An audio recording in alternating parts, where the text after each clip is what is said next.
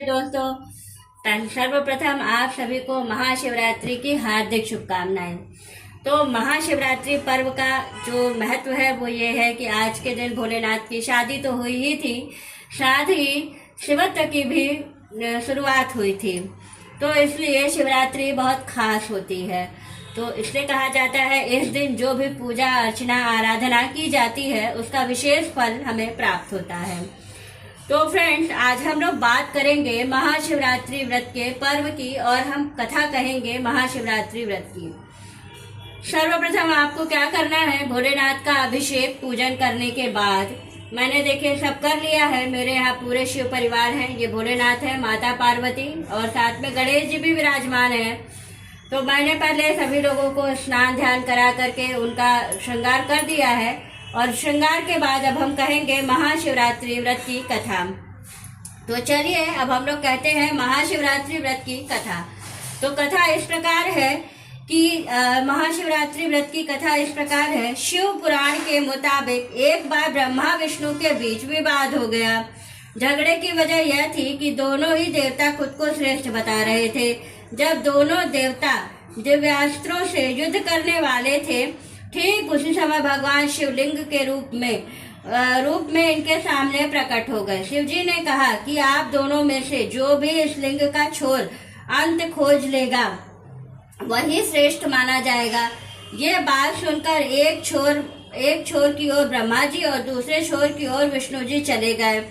बहुत समय तक ब्रह्मा विष्णु अपने अपने छोर की ओर आगे बढ़ते रहे, लेकिन उन्हें लिंग का अंत नहीं मिला। उस समय ब्रह्मा जी खुद को श्रेष्ठ घोषित करने के लिए एक योजना बनाई।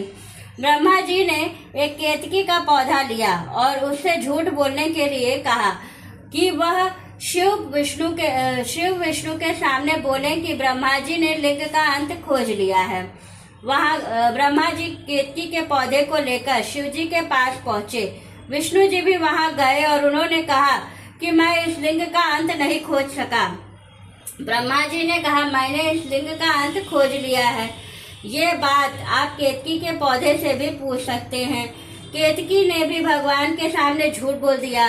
ब्रह्मा जी का झूठ सुनते ही शिव जी क्रोधित हो गए।